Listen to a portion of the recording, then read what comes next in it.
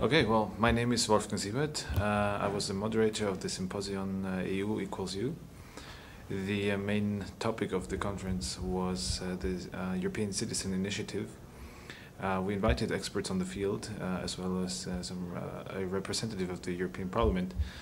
The aim was to bring this initiative, this tool for direct democracy closer to the citizens of Europe, which I think we succeeded in that simply because there was a very broad debate about whether that tool is appropriate or not. And it turns out that there is a full spectrum of ideas and opinions which range from, yes, it's a first step which needs to develop, first step that needs improvement on certain levels. To speak of, for example, the initiative is dependent on the internet, basically, so you need you need education, but also you need a wide network. So there was also the other spectrum of people who saying and claiming, no, the initiative is again a tool for networks, for already existing lobbying systems, and not for the citizens, because the citizen needs to organize himself in a very sophisticated way. We had a representative who was part of the group who initiated this so-called first initiative, and he was claiming that it is very difficult and you need a big apparatus behind you to actually organize it. The outcome of the symposium, though, is that we had two working groups, and one of them actually designed an initiative, and they are willing and motivated to go on with it. The second group found itself discussing whether there is really a common topic or issue that really addresses all of European citizens instead of just a region. So I think this is also the outcome that we face with this tool of the initiative, that it has lacking some things, but also it's a first step into the right direction. What is Europe? Where did the idea come from? Who is building it? Who are the ones who live the idea of Europe? Now I believe that us, the citizens of Europe, we believe that we are the ones who live Europe. But how do we influence the course of the European Union? Of course, that's a whole study, and not even if you study that, you will know how it functions or how it works or what you can do. But one thing, and that's what we focus on this symposium, is the citizen initiative. My name is Marietje Schaake. I'm a member of the European Parliament for D66, a liberal party from the Netherlands. And this morning we had an active and lively discussion about Europe's citizen initiative. The initiative will come into function in 2012, and we discussed the opportunities it brings, such as agenda setting, but also the limitations, that it's not a magic wand, but that there's still a lot that needs to be done to make Europe more democratic, accessible and open to citizens. But with the people who were in the discussion here, I think the future is bright for Europe, and we had a very nice discussion with people from all over Europe here in The Hague. I think that the fact that it's a process gives us a lot of flexibility also, for example, to take in new member states, which if you say, well, the goal is here, you know, we draw a line around it, and then, for example, the territory is defined. I don't think that that's appropriate in the world we live in at this point. I'm not saying we should expand, you know, until infinity, but the fact that it is a process also allows for more inclusion. So the goal for me would be to have a more democratic EU, more guarantees of the fundamental rights and freedoms of the EU, and a more prosperous EU, also on a global scale. So to have a union and a market that's not only internally connected, but globally competitive. I'm Herman van Beckham. I'm agriculture and GE campaigner for Greenpeace Netherlands. And together with Avas, we launched the first official European Citizens Initiative. We're demanding the European Commission to take action and to improve the authorization procedures for new GE crops. We would like them to preserve the diverse landscape and agricultural sector we have in Europe, and we would like them to take action and to put in a moratorium for the new authorizations of GMO crops. My name is Arjen Nijboer, spokesperson of the referendum platform. past active in campaigns like the European Citizen Initiative campaign, which was actually an ECI to introduce the ECI. And we are, of course, very much in favor of the European Citizen Initiative as a first step towards a transnational direct democracy. But we're also critical of the instrument because the hurdles are still high in several ways. The number of 1 million signatures is very high. It will especially be possible for bigger, well-funded NGOs to collect them. And also, we believe that initiative should be closed off with by a binding referendum, so that not politicians decide which initiatives will be allowed and which ones will be blocked, but the people themselves will be able to decide on such issues. That will also make sure that politicians will really take initiatives seriously. They can just not afford to ignore initiatives that have a broad support.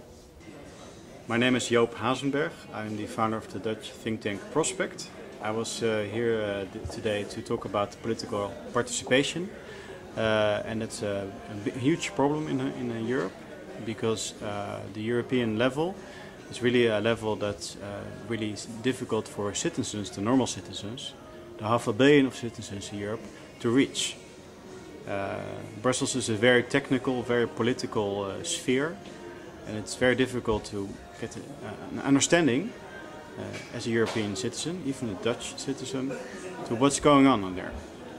And especially for young people who are very much into Europe and the European Union. Young people think globally, they don't think in borders, they think in opportunities. For those people, it's really, they want to engage with Europe, but they can't.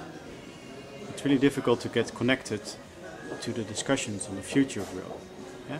How many people, how many countries are going to become a member of Europe? The young people don't have a voice. What areas should Europe focus on? The young people don't have a vote.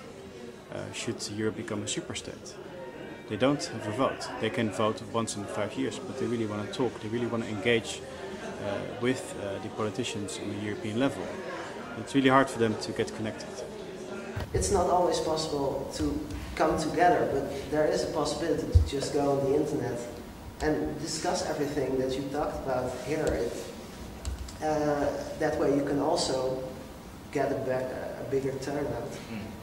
It was, yes, a challenge because we didn't manage to find it, but it was the best part, the intercultural part, because it is so. In Romania, the infrastructure is like that. In Austria, you have that problem. So, Bologna system is agreed in Romania, the other ones don't like it, and so on, or ethnic problems.